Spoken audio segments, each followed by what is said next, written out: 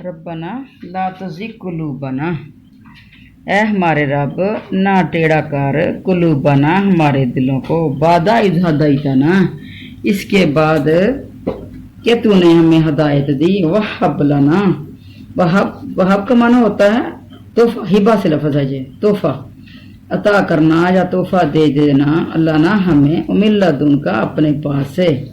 اور نا جب بھی قرآن پاک کے اندر اولاد کی بات آئی، رحمت کی بات آئی، تو یہ نا اس کے لیے وہبہ ہبہ کا لفظ استعمال ہوا۔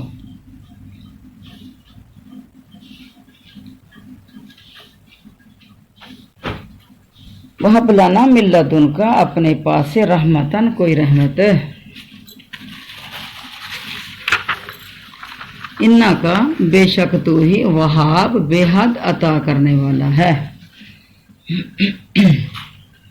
ربنا اے ہمارے رب، انا کا بے شک تو، جامع الناس لوگوں کو جمع کرنے والا ہے، لیوم لا ریب فیہ اس دن کے لیے کہ جس میں کوئی شک نہیں، ان اللہ بے شک اللہ لا یخلف المیعاد اللہ خلاف ورزی نہیں کرتا اپنے وعدے کی۔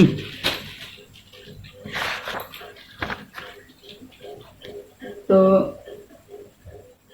اس کے اندر یہ چیز ہے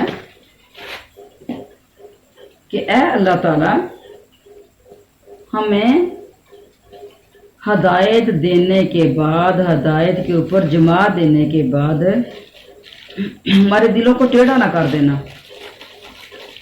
بلکہ اپنی صراط مستقیم پر قائم رکھو، اپنے مضبوط دین پر قائم و دائم رکھ، ہم پر اپنی رحمت نازل فرما، ہمارے دلوں کو قرار دے دے، ہمارے دلوں کو گندگی سے دور کر کے ہمارے ایمان و یقین کو بڑھا دے۔ تو بہت بڑا ہے اور بہت زیادہ ایمان کو بڑھا دینے والا ہے۔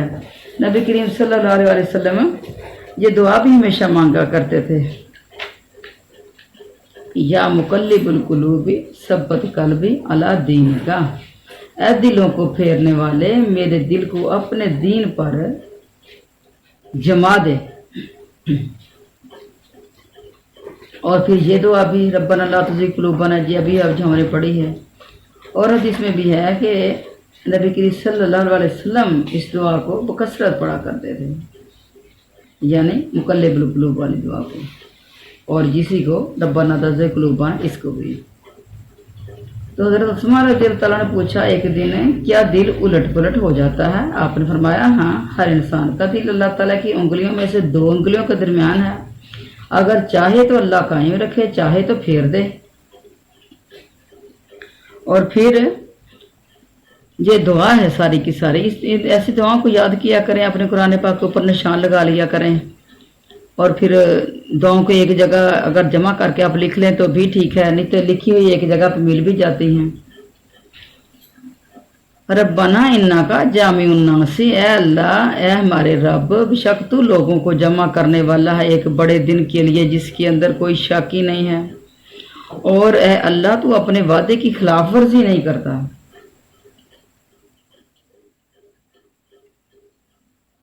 اے اللہ تیرے سوا کوئی معبود ہی نہیں ہے۔ اے اللہ میں تجھ سے اپنے گناہوں کی اپنی بخشش مانگتا ہوں، معافیاں مانگتا ہوں، میں تجھ سے تیری رحمت کا سوال کرتا ہوں۔ یعنی اس طرح کی دعائیں ہم اللہ تعالیٰ سے مانگیں، اور یہ ہمارے نبی پاک کی دعائیں لکھی ہوئی مل جاتی ہیں۔ اگر کسی کے دعائیں اکٹھی کرنے کا شوق ہو نا تو وہ تھوڑی تھوڑی پڑھ لیا کرے، ایک دن اگر ساری نہ پڑھی جائیں تو تھوڑی سی ایک دن، تھوڑی اگلے دن، تھوڑی اگلے دن۔ تو اللہ تعالیٰ سے سوال کیا کریں کہ اللہ میرے علم میں زیادتی فرما دے، اے اللہ میرے دل کو ہدایت دے دے، جس طرح یہ دعا ایک نسائی میں ہے، نبی کریم صلی اللہ علیہ وسلم فرمایا اللہ تیرے سوا کوئی معبود نہیں، میں تجھ سے اپنے گناہوں کی بخشش مانگتا ہوں، تجھ سے تیری رحمت کا سوال کرتا ہوں۔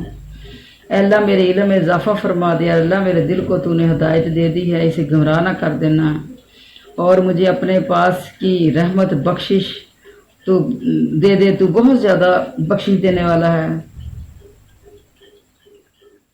حضرت بکر صدیق نے مغرب کی نماز پڑھائی اور پہلی 2 رکعتوں میں الحمد شریف کے بعد مفصل کی چھوٹی سی 2 صورتیں پڑھیں، اور تیسری رکعت میں الحمد شریف کے بعد یہی آیت پڑھی، یعنی جو 3 آیات ہوتی ہیں یا 4 آیات فرض جو 4 رکعتیں ہوتی ہیں، جس طرح زور کی ہوتی ہیں، عصر کی، مغرب کی 3 ہیں، عشاء کے بھی 4 فرض ہیں، صبح کی بس 2 فرض ہیں۔ تو جو 3 یا 4 فرضوں والی نماز ہوتی ہے تو پہلی 2 رکعتوں میں ہم نے پڑھنی ہوتی ہے الحمد شریف کے بعد سورت، اور پچھلی 2 رکعتوں میں سورت نہیں پڑھتے۔ لیکن اس کے اندر یہ ایک روایت ہے کہ ایک آیت یا آدھی آیت اگر کوئی پڑھنا چاہے تو پڑھ سکتا ہے۔ تو یہاں ایک ابوبکر صدیق نے پھر یہی آیت پڑھائی، ربنا لا تزغ قلوبنا بعد إذ هديتنا، یہ پڑھائی۔ تو ایک صحابی کہتے ہیں کہ میں اس وقت ان کے قریب چلا گیا تھا جہاں تک کہ میرے کپڑے ان کے کپڑوں کے ساتھ لگ رہے تھے، اور میں نے خود اپنے کان سے ابوبکر صدیق کو یہ پڑھتے ہوئے سنا۔ اچھا، تو جب حضرت عمر بن عبدالعزیز نے جب تک حدیث نہیں سنی تھی، آپ اس رکعت میں سورۃ قل هو اللہ پڑھا کرتے تھے، لیکن یہ حدیث سننے کے بعد امیر المومنین نے بھی اس کو پڑھنا شروع کیا اور کبھی ترک نہیں کیا، اور فرمایا وہ یہ بھی کہتے ہیں اے اللہ تو قیامت کے دن اپنی تمام مخلوق کو جمع کرنے والا ہے اور ان میں فیصلے اور حکم کرنے والا ہے۔ اور اس کے بعد پھر اگلی آیت ہے،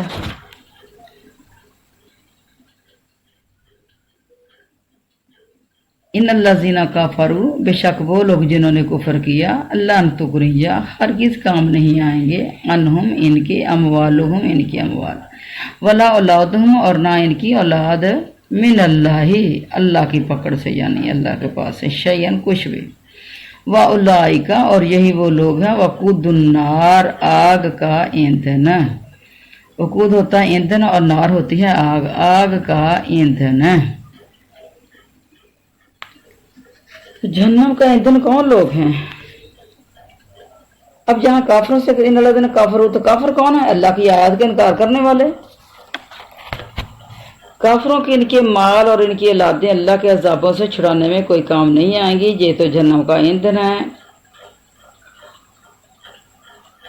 کافر جو ہیں جہنم کی پھٹیاں ہیں، اس میں جلنے والی لکڑیاں ہیں، ان ظالموں کو اس دن کوئی عذر کوئی معذرت کام نہیں آئے گی، ان پر لعنت ہے اللہ کی، اور ان کے لیے برا گھر ہے، اور ان کے مال ان کی اولادیں بھی انہیں کوئی فائدہ نہیں پہنچا سکیں گی، اللہ کے عذاب سے نہیں بچا سکیں گی۔ جیسے اور جگہ بھی قرآن پاک کے اندر فلا تجیب کا اموالہم، کہ اے نبی تو ان کے مال اور ان کی اولاد پر تعجب نہ کیا کر، اس کی وجہ سے اللہ کا ارادہ انہیں دنیا میں بھی عذاب دینا ہے، ان کی اولادوں سے بھی ان کو عذاب ہی ہوگا، ان کی جانیں کفر میں ہی نکلیں گی۔ اس طرح ارشاد ہے کافروں کا بھی کہ شہروں میں گھومنا پھرنا تجھے فریب میں ڈال دے، یہ تو مختصر سا فائدہ ہے، پھر ان کی جگہ جہنم ہی ہے جو بدترین بچھونا ہے۔ اسی طرح یہاں بھی اللہ تعالیٰ فرما رہے ہیں کہ اللہ کی باتوں کو جھٹلانے والے، اس کے رسولوں کے منکر، اس کی کتاب کے مخالف، اس کی وحی کے نافرمان، اپنی اولاد اور اپنے مال سے کوئی بھلائی کی توقع نہ رکھیں، یہ جہنم کی لکڑیاں ہیں جن سے جہنم سلگائی اور بھڑکائی جائے گی۔ ایک جگہ اور بھی قرآن پاک میں اللہ تعالیٰ فرماتے ہیں تم اور تمہارے معبود جہنم کی لکڑیاں ہو، انکم وتعبدون من دون اللہ حسب جہنم۔ اب آگے چلتے ہیں، کدأب آل فرعون، کہ آل فرعون کی طرح، کدأب آل فرعون، ان کا حال آل فرعون کی طرح ہے، والذین اور ان لوگوں کے حال کی طرح جو من قبل ان سے پہلے تھے، کذبوا انہوں نے جھٹلایا بآیاتنا ہماری آیات کو، فاخذہم اللہ تو اللہ نے انہیں پکڑ لیا بذنوبہم ان کی گناہوں کی وجہ سے، واللہ شدید العقاب اور اللہ بہت سخت سزا دینے والا ہے۔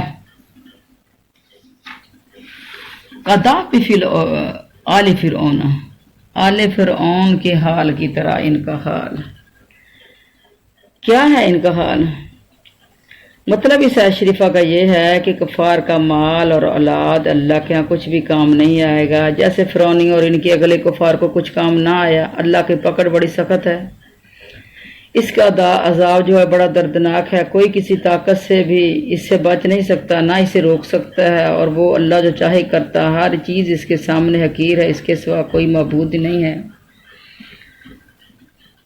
یعنی کہ جس طرح ان کا مال ان کے کام نہ آیا، ان کی اولادیں ان کے کام نہ آئیں، تو اس طریقے سے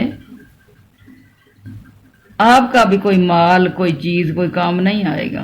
ہاں، دنیا کے اندر اگر آپ اللہ کو راضی کر لیں، دنیا کے اندر اگر آپ اچھائیاں کما لیں، وہاں تو رو رو کے آپ نے وہ سنا ہوگا، استغفر اللہ، کہ جہنمی روئیں گے، پیٹیں گے، لیکن کوئی ان کی بات نہیں سنے گا۔ تو دنیا کے اندر اگر تو ایک مکھی کے سر کے برابر بھی آنسو نکال لے گا تو اللہ تو ہے وہ تیری اسی ایک آنسو کی لاج رکھتے ہوئے تجھے تیرے گناہوں سے پاک کر دے گا اللہ۔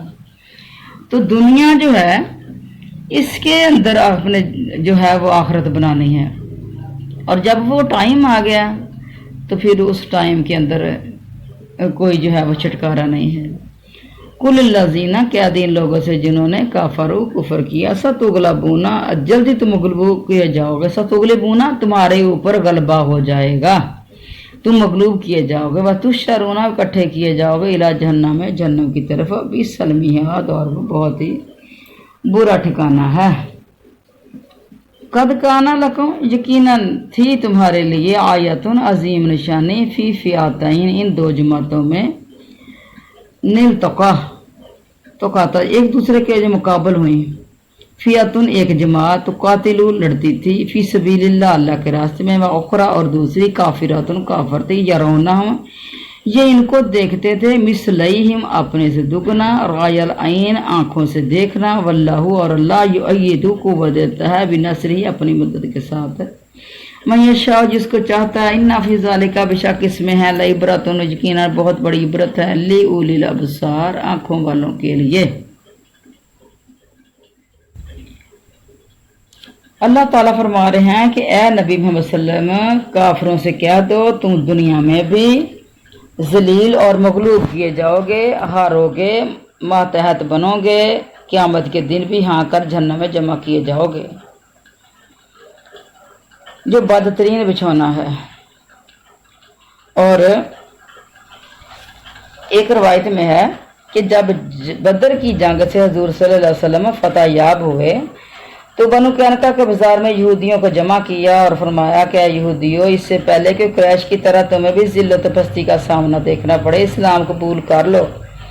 تو اس سرکل جماعت نے جواب دیا کہ چند قریشیوں کو جو فنون جنگ سے ناآشنا تھے، آپ نے انہیں ہرا لیا اور دماغ میں غرور سما گیا ہے، اگر ہم سے لڑائی ہوئی تو بتا دیں کہ لڑنے والے ایسے ہوتے ہیں، آپ کو اب تک ہم سے پالا ہی نہیں پڑا۔ تو اس پر یہ آیت اتری کہ فرمایا کہ فتح بدر نے ظاہر کر دیا کہ اللہ اپنے سچے اور اچھے اور پسندیدہ دین کو اللہ تعالیٰ کس طریقے سے غالب کرنا چاہتے ہیں، اور اللہ اس دین والوں کی عزت و حرمت عطا فرمانے والا، اور اپنے رسول کا اور آپ کی اطاعت گزار امت کا خود اللہ تعالیٰ مددگار، وہ اپنی باتوں کو ظاہر اور غالب کرنے والا ہے۔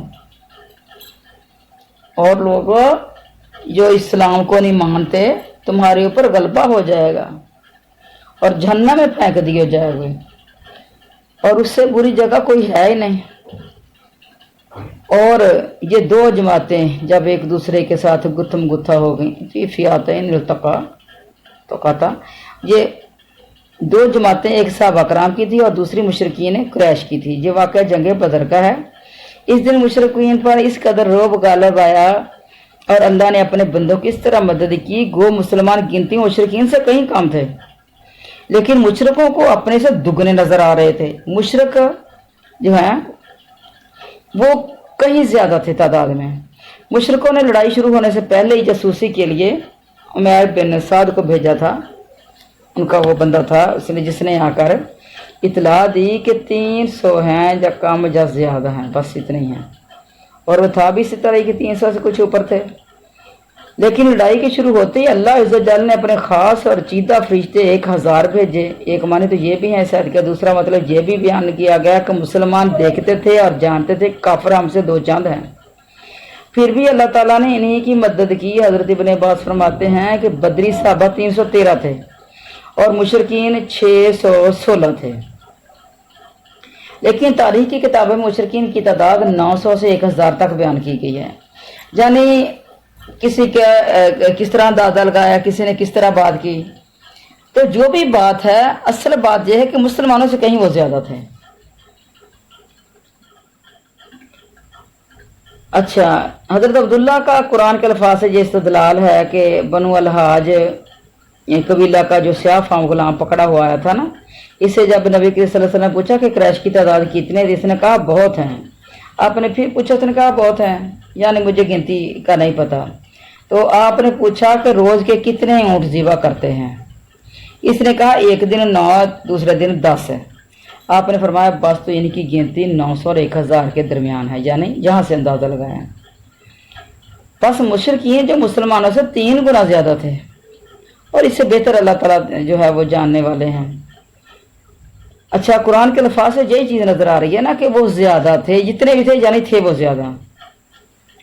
لیکن ایک اور سوال یہ ہے کہ وہ قرآن کریم میں اور جگہ بھی ہے کہ یعنی جب آمنے سامنے آ گئے تو اللہ تعالیٰ نے تمہاری نگاہ میں کام کر کے دکھایا اور تمہیں ان کی نگاہوں میں زیادہ کر کے دکھایا، تاکہ جو کام کرنے کا فیصلہ اللہ تعالیٰ کر چکا ہے وہ ہو جائے۔ بس اس آیت سے یہ معلوم ہوتا کہ اصل تعداد سے بھی کم نظر آئے، یعنی جتنی ان کی تعداد تھی اس سے کہیں کم نظر آئے۔ اور اس آیت سے یہ بھی معلوم ہوتا ہے کہ زیادہ بلکہ دگنے نظر آئے۔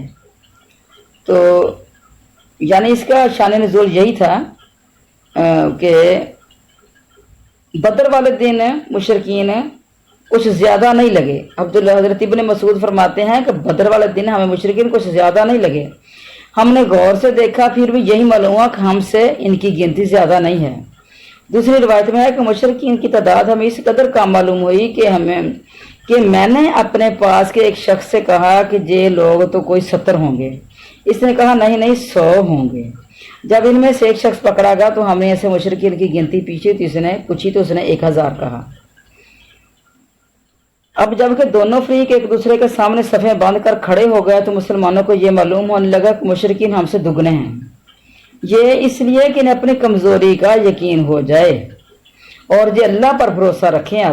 اب تمام توجہ جو ہے اللہ کی جانب پھیر لیں، یعنی اپنے آپ کو یہ نہ سمجھے کہ ہم تھوڑے ہیں، یہ نہ سمجھے کہ ہم بھی زیادہ ہیں اور وہ تھوڑے ہیں، تو یعنی توجہ جو ہے اللہ کی طرف ہو جائے، اپنی اللہ سے جو ہے وہ مدد کی دعائیں کرنے لگیں۔ ٹھیک اسی طرح مشرکین کو مسلمانوں کی تعداد دگنی معلوم ہونے لگی، تاکہ ان کے دلوں میں رعب اور خوف بیٹھ جائے اور گھبراہٹ اور پریشانی بڑھ جائے۔ پھر جب دونوں فریق بھیڑ گیا، لڑائی ہونے لگی تو ہر فریق دوسرے کو اپنی نسبت کم نظر آنے لگا، تاکہ ایک دل کھول کر حوصلہ نکالے اور اللہ تعالیٰ کو باطل کا فیصلہ سنا دے۔ اب یعنی دونوں ایک دوسرے کے اوپر چپڑ پڑے، ان کو مسلمان تھوڑے لگے ہیں وہ جلدی سے آگے آئیں مسلمانوں کو خاتمے کے لیے، اور مسلمانوں کو وہ تھوڑے لگے اور مسلمانوں کے خاتمے کے لیے آگے بڑھیں۔ تو یہ تھوڑے دیکھ کے بھی بعض اوقات بندہ جو ہے پھر آگے بڑھ جاتا ہے، اور مقصد کیا ہوتا ہے کہ تھوڑا دکھا کے دوسرے کو میدان میں لانا، اور بعض اوقات میدان سے آگے تک بھی وہ جانے کو آنے کا ارادہ رکھے کہ وہ تعداد میں تھوڑے ہیں، ان کو آگے لے کے آنا مقصود ہوتا ہے۔ جس طرح نا یہ میں نے نا اخبار کے اندر پڑھا تھا کہ امریکہ کی جب جنگ لگی تھی نا افغانستان سے، تو افغانستانیوں نے 20-22 دن کے اندر سارا افغانستان خالی کر دیا تھا، تو سارے کے اوپر ان کا قبضہ ہو گیا تھا۔ اور اس کے بعد پھر انہوں نے یہ گوریلا جنگیں کی، اور اس کے بعد پھر جنگ جو ہے پھر انہوں نے شروع کی، تو اس جنگ میں پھر انہوں نے جو ہے وہ نقصان دیا تھا ان کو، یعنی پہلے ان کو سارے کو وہ جو ہے وہ اپنے علاقے کے اندر کر لیا تھا۔ تو یہ لڑائیوں کی چالیں ہوتی ہیں۔ اچھا، تو اللہ تعالیٰ فرما رہے تھے حق باطل کا فیصلہ ہو جائے، ایمان کفر جو ہے کفر کو پر غالب آ جائے، مومنوں کی عزت اور کافروں کو ذلت ملے، جیسے اللہ تعالیٰ فرماتے ہیں قرآن پاک میں اور جگہ پہ وَلَقَدْ نَصَرَكُمُ اللَّهُ بِبَدْرٍ وَأَنْتُمْ أَذِلَّةٌ، یعنی البتہ اللہ تعالیٰ نے بدر والے دن تمہاری مدد کی حالانکہ تم اس وقت کمزور تھے۔ اس لیے یہاں بھی فرمایا کہ اللہ جسے چاہے اپنی مدد سے طاقتور بنا دے۔ پھر فرماتا ہے اس میں عبرت و نصیحت ہے اس شخص کے لیے جو آنکھوں والا ہو، جس کا دماغ صحیح سالم ہو، وہ اللہ کے حکام کی بجا آوری میں لگ جائے اور سمجھ لے کہ اللہ اپنے پسندیدہ بندوں کے اس جہان میں بھی مدد کرتا ہے اور قیامت کے دن بھی ان کا بچاؤ کرتا ہے۔ تو یہ نشانیاں جو ہیں یہ آنکھوں والوں کے لیے ہیں. اب آگے چلتے ہیں. ازینا مزین کر دیا گیا للناسی لوگوں کے لیے حب الشہوات خواہشات کی محبت من النساء عورتیں والبنینا اور بیٹے والقناطیر اور خزانے والمقنطراتی جمع کیا گیا خزانہ من الذهب سونے کے والفضة اور چاندی کے والخیل اور گھوڑے ومسومات نشان لگائے ہوئے والانعام اور مویشی والحرثی اور کھیتی ذالک یہ متاع الحیات الدنیا سامان ہے دنیا کی زندگی کا واللہ اور اللہ اندہ اسی کے پاس ہے حسن المآب بہترین ٹھکانہ اچھا ٹھکانہ. حسن مطلب ایسا سے اچھے سے. لوگوں کے لیے نفسانی خواہشوں کی چیزوں کو زینت دی گئی جیسے عورتیں ہیں بیٹے جمع کیے خزانے سونے چاندی کے اور نشان زدہ گھوڑے چپائے کھیتی. یہ دنیا کی زندگی کا فائدہ اور لوٹنے کا اچھا ٹھکانہ تو اللہ کے پاس ہے. یہ دنیا کے عارضی ہیں چھوٹے چھوٹے ٹھکانے ہیں. یہ اللہ تعالیٰ بیان فرماتے ہیں دنیا کی زندگی کو طرح طرح کی لذتوں سے سجایا گیا ہے اور ان سب چیزوں میں سب سے پہلے عورتوں کا بیان فرمایا. یہ اس لیے کہ ان کا فتنہ بڑا زبردست ہے. صحیح حدیث میں ہے کہ نبی کریم صلی اللہ علیہ وسلم فرماتے ہیں میں نے اپنے بعد مردوں کے لیے عورتوں سے زیادہ نقصان دہ اور کوئی فتنہ نہیں چھوڑا. ہاں جب کسی شخص کی نیت نکاح کرنے کی ہو اور وہ نکاح کر کے برائی سے زنا سے بچنے کے لیے کرے اور اولاد کی کثرت سے ہو تو بے شک یہ کام نیک ہے. یعنی وہ نکاح کرتا ہے ایک تو حرام کاری سے بچنے کے لیے اور ایک اولاد کی کثرت کے لیے تو وہ تو کام ہے ٹھیک اس کا. اس کی رغبت و شریعت نے دلائی ہے اور اس کا حکم دیا ہے. اور بہت سی حدیثیں نکاح کرنے بلکہ کثرت نکاح کرنے کی فضیلت میں آئی ہیں. اور اس امت میں سب سے بہتر وہ ہے جو سب سے زیادہ بیویوں والا ہو. اور سب سے زیادہ بیویوں والا ہو تو اس کے اندر یہ چیز ہے کہ وہ شریعت اسلامیہ کے مطابق ہو. بیویاں اور بچے اور ان کے جو احکام و فرائض ہیں وہ بھی. اور بیوی کس لیے زیادہ نکاح کیے اس نے؟ اولاد کے لیے کہ زیادہ اولادیں ہوں میری زیادہ ہوں نیک اولادیں ہوں. تو جب نیک اولاد کی تو تمنا ہوتی نہیں اور جب پھر اولاد کی تمنا نہیں ہوتی جس طرح کے آج کل لوگ کر رہے ہیں کہ بیویوں کا شوق تو ہے ان کو کہ بیویاں جو ہیں وہ 4 ہو جائیں. وہ گرا پڑا مرد جو مزدوری کر کے کھاتا ہے نا وہ اس کا بھی بڑا جی چاہتا ہے کہ میری 4 بیویاں ہوں. اور گھر کے اخراجات کی طرف جب بات ہوئی بیوی نے کچھ مانگا گھر کے اخراجات کے لیے تو اسے کہا کہ وہ گھر میں ڈنڈا رکھا ہوا ہے میں نے اگر کچھ مانگا تو وہ تیرے لیے ہے. یا پھر وہ خواتین میں نے دیکھا کہ اپنی محنت مزدوریاں کرتی پھر رہی ہیں اور وہ اپنے بچوں کو کھلا رہی ہیں اور خامند کو کوئی پرواہ نہیں ہے. جب انکم بھی نہیں ہے جب تیرے اندر انصاف بھی نہیں ہے کسی کو تو عیش ہو رہی ہے اور کسی کو جو ہے وہ دھکے مل رہے ہیں. اور کئی اس طرح کے وہ میں نے اشتہار پڑھے سنے کہ جس عورت کی پہلے خامد سے اولاد نہیں ہوئی ہوگی اس کو ترجیح دی جائے گی. اس کو ترجیح کیوں دینی ہے بھائی؟ یا تو اولاد کے لیے کرو تو پھر کس لیے کرنا ہے؟ کسی یتیم بچے کو سہارا بھی نہیں دینا اولاد کی بھی ضرورت نہیں ہے تمہیں اور بیویوں کو ساتھ اچھا سلوک بھی نہیں کرنا تو پھر وہ کس لیے کرنا ہے؟ تو ایک حدیث ہوتی ہے ایک جو ہے وہ قرآن کی بات ہوتی ہے آیت ہوتی ہے لیکن کچھ لوگ اس طرح کی آڑ لے کے وہ دنیا کے پیچھے بھاگ رہے ہوتے ہیں. نبی کریم صلی اللہ علیہ وسلم فرماتے ہیں دنیا ایک فائدہ ہے اور اس کا بہترین فائدہ نیک بیوی ہے کہ خامد اگر اس کی طرف دیکھے تو جیسے خوش کر دے اور حکم دے تو بجا لائے اور کہیں اگر چلا جائے تو اپنے نفس کی اور خامد کے مال کی حفاظت کرے یعنی اپنی عزت کی حفاظت کرے. دوسری حدیث میں ہے کہ نبی کریم صلی اللہ علیہ وسلم فرمایا مجھے عورتیں اور خوشبو بہت پسند ہے اور میری آنکھوں کی ٹھنڈک جو ہے یہ نماز میں ہے. ایک اور روایت میں بھی ہے کہ نبی کریم صلی اللہ علیہ وسلم گھوڑوں سے زیادہ آپ کی چاہت کی کوئی چیز اور نہ تھی اور ہاں صرف عورتیں. ثابت ہوا عورتوں کی محبت بھلی بھی ہے اور بری بھی۔ اس طرح اولاد کی اگر ان کی کثرت اس لیے چاہتا ہے کہ فخر و غرور کرے تو بری چیز ہے، اگر اس لیے کہ ان کی زیادتی چاہتا ہے کہ نسل بڑھے اور محد مسلمانوں کی گنتی امت محمدیہ میں زیادہ ہو تو بے شک یہ بھلائی کی چیز ہے۔ اگر عورت آپ کی نیک نہیں، اگر اولاد آپ کی نیک نہیں ہے تو یہ کوئی اچھی چیز نہیں ہے آپ کے لیے۔ اگر بیویاں نیک نہیں ہیں تو یہ کوئی ان کے اندر بھلائی نہیں ہے آپ کے لیے۔ اگر آپ کے پاس مال ہے اور مال کو آپ دین کے کام میں نہیں لگا رہے تو اس مال کے اندر کوئی بھلائی نہیں ہے آپ کے لیے۔ اگر وہ مال جو ہے وہ، اگر آپ کے پاس مال آ گیا ہے اور اس کی مال کی محبت میں بندہ گر پڑ رہا ہے، لوگوں کو حقیر سمجھنے میں لگا ہوا ہے، مسکینوں غریبوں پر فخر کرنے کے لیے، تو یہ بے حد بری چیز ہے یہ مال ہے۔ اور اگر مال کی چاہت اپنوں اور غیروں سے سلوک کرنے، نیکیاں کرنے، اللہ کی راہ میں خرچ کرنے کے لیے ہے تو ہر طرح وہ شرن اچھی اور بہت اچھی چیز ہے۔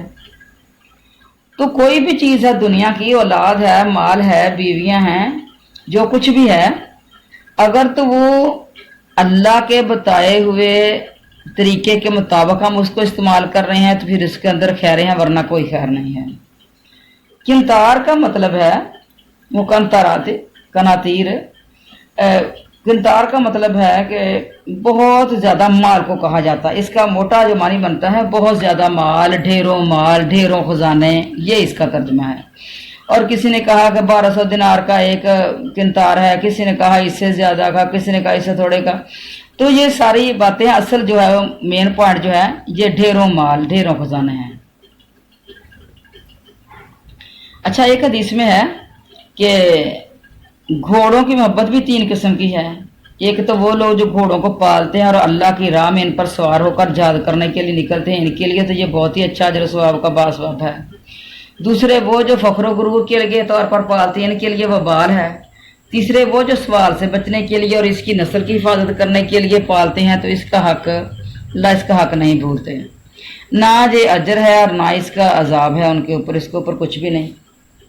یعنی ان کا تو ایک اپنا ہی ذہن ہے نا کہ وہ اس لیے وہ کر رہے ہیں کہ ہم کہیں جائیں تو ہمارے پاس سواری ہے اور ہمیں کسی سے مانگنا نہ پڑے گا۔ مسومات ان کے معنی ہیں چرنے والا، نشان زدہ بھی۔ نبی کریم صلی اللہ علیہ وسلم فرماتے ہیں ہر عربی گھوڑا فجر کے وقت اللہ کی اجازت سے 2 دعائیں کرتا ہے۔ کہتا ہے اے اللہ جس کے قبضے میں تو نے مجھے دیا ہے تو اس کے دل میں اس کے اہل و عیال اور مال سے زیادہ میری محبت دے دے۔ انعام سے مراد اونٹ، بکریاں، گائیں وہ مال ہے۔ حرث سے مراد وہ زمین جو کھیتی بونے یا باغ لگانے کے لیے تیار کی جائے، یا حرث سے مراد کھیتی بھی ہے۔ مسند احمد کی حدیث میں ہے کہ انسان کا بہترین مال زیادہ نسل والا گھوڑا ہے، یعنی مال میں سے جو بہترین مال ہے وہ نسل والا گھوڑا ہے، اور درختوں میں سے، نباتات میں سے زیادہ جو پھلدار درخت ہے وہ کھجور ہے۔ پھر اللہ تعالیٰ فرمانا ہے کہ یہ ساری دنیا کے فائدے کی چیزیں ہیں، جہاں کی زینت ہے، جہاں کی دلکشی کے سامان ہے جو فانی ہے اور زوال پانے والے ہیں، اچھی جو جگہ ہے لوٹنے کی، بہترین ثواب کا مرکز ہے وہ اللہ ہی کے پاس ہے۔ مسند احمد میں ہے کہ جب یہ آیت نازل ہوئی تو حضرت عمر بن خطاب نے فرمایا اللہ جب کہ تو نے اسے زینت دے دی تو اس کے بعد کیا؟ پھر تو کچھ بھی نہیں، زینت اس کو دے دی تو زینت دنیا کے اندر ختم ہو جائے گی۔ اس پر اس کے بعد والی آیت اتری کہ اے نبی آپ ان سے کہہ دیجئے میں تمہیں اسے بہترین چیز بتاتا ہوں۔ بہترین چیز اس سے کیا ہے؟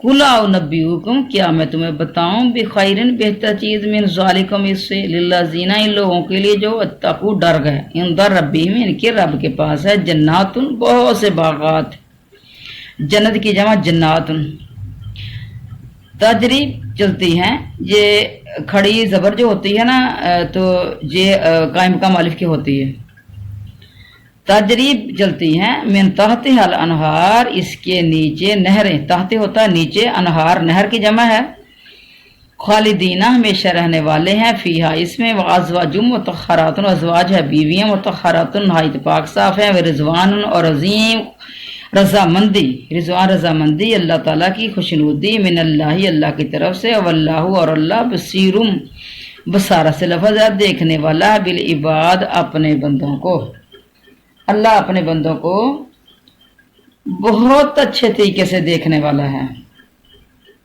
अल्लाह ताला फरमा रहे हैं अल्लाह से डरने वालों के लिए जन्नत है जिसके किनारे किनारे और जिसके दरख्तों के दरमियान किस्म किस्म की नहरें बह रही हैं, कहीं शहद की हैं, कहीं दूध की हैं, कहीं पाक शराब की, कहीं नफीस पानी की, और वो नेमतें जो ना किसी कान ने सुनी हो, ना किसी आंख ने देखी हो, ना किसी के दिल में ख्याल भी गुजरा हो।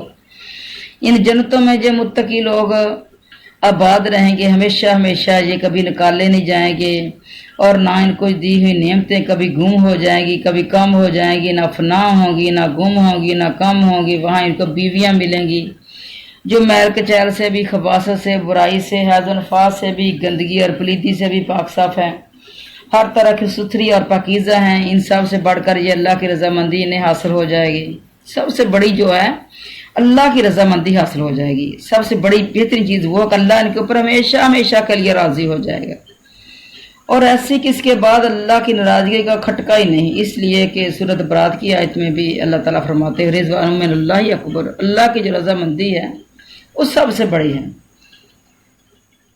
अल्लाह की तो थोड़ी सी रजामंदी का हासिल हो जाना भी सबसे बड़ी चीज़ है। यानी अल्लाह तमाम नेमतों से आला नेमत रज़ाए रब और रज़ाए मौला है। तमाम बंदे अल्लाह की निगाह में हैं, वो बखूबी जानता है कौन मेहरबानी का मुस्तहिक है। अब आगे चले, अल्लाज़ीना,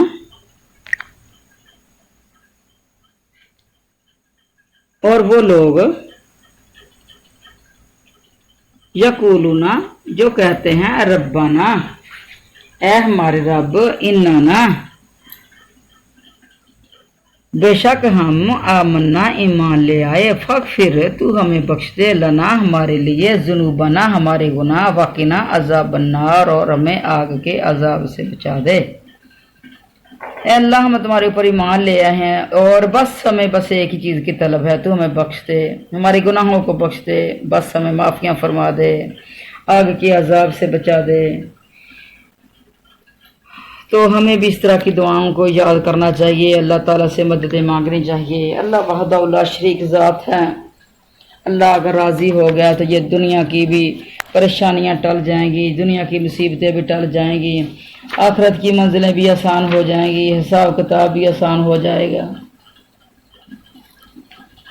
अल्लाह ताला फरमाते हैं अस्साबिरीना, और वो जो सब्र करने वाले हैं, वो सादिकीन, और सच कहने वाले हैं, वल क़ानितीना, ये कनूस से लफ्ज़ है, हुक्म मानने वाले, ताबेदार, वल मुनफिकीना, इन्फाक से लफ्ज़ है, नफ़ा का खर्च करना, खर्च करने वाले हैं, वल मुस्तगफिरीना, और बख्शिश मांगने वाले हैं, बिलसार, रात की घड़ियों में।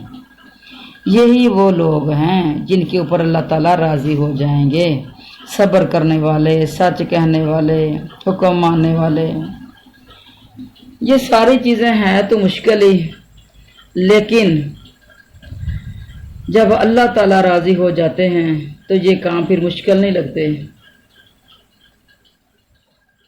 तो ये मुत्तकी लोग जो अल्लाह की अतात बजा लाते हैं और हराम चीज़ों से लग रहते हैं, सब्र के सहारे से काम लेते हैं, अपने ईमान के दावे में भी सच्चे हैं, कुल अच्छे अमाल बजा लाते हैं, ख्वाह वो इनके नफ्स को कितने भारी पड़ें, अतात और खुशू व खुजू वाले होते हैं, अपने माल अल्लाह की राह में जहाँ जहाँ हुक्म है अल्लाह ताला फरमाते हैं वहाँ खर्च करते हैं, सिला रहमी में रिश्तेदारियों का ख्याल रखते हैं, बुराइयों के रोकने में, आपस में हमदर्दी और खैर खाही करने में, हाजतमंदों, मस्कीनों, गरीबों, फ़कीरों के साथ एहसान करते हैं, सखावत से काम लेते हैं, सहरी के वक्त पिछली रात को उठ कर अल्लाह ताला से माफ़ियाँ मांगते हैं। अल्लाह ताला से माफ़ी मांगना जो है सहरी के टाइम उठ के बहुत ही पसंदीदा है, अल्लाह को बहुत ही अफजल है। और ये भी अल्लाह ताला ने फरमाया कि कुरान करीम की आयत में कि हज़रत यकूब अलैहिस्सलाम ने अपने बेटों से भी यही फरमाया था, सौफा अस्तगफिर लकुम रब्बी, सौफा अनकरीब अस्तगफिरु, कि मैं माफ़ी मांगूंगा, लकुम तुम्हारे लिए, रब्बी अपने रब से। तो उससे मुराद भी सहरी का टाइम ही है, यानी मैं सहरी के टाइम अल्लाह ताला से माफ़ी मांगूंगा। اور بھی بہت سے صحابیوں سے یہ مروی ہے کہ نبی کریم صلی اللہ علیہ وسلم کا یہ فرمان موجود ہے کہ اللہ تبارک تعالیٰ ہر رات آخری تہائی رات کے ٹائم آسمان دنیا پہ اترتے ہیں اور فرماتا ہے کہ کوئی سائل ہے جس سے میں دوں، کوئی دعا مانگنے والا ہے میں اس کی دعا کو قبول کروں، کوئی استغفار کرنے والا ہے میں اسے بخش دوں۔ تو اس طرح کی دعائیں جو ہیں یہ وطروں کو چھوڑ دیا کریں، پچھلی رات میں وطر پڑا کریں، اللہ تعالیٰ سے دعائیں مانگا کریں، اور یہ نا زیادہ تر نا آپ استغفر اللہ وتوب الیک، استغفر اللہ وتوب الیک، استغفر اللہ وتوب الیک، استغفر اللہ الذی لا الہ الا هو الحی القیوم واتوب الیک۔ تو یہ بہترین الفاظ کے ساتھ اللہ تعالیٰ سے دعائیں مانگا کریں، یہ بخشش کی دعائیں خاص طور پہ، تاکہ اللہ تعالیٰ ہمارے اوپر آسانیاں فرما دے، اللہ ہمارے اوپر اپنی رحمتیں فرما دے، اپنا فضل و کرم فرما دے۔ سبحانک اللہم و بحمدک اشہد ان لا الہ الا انت استغفرک و اتوب الیک۔ السلام علیکم و رحمۃ اللہ۔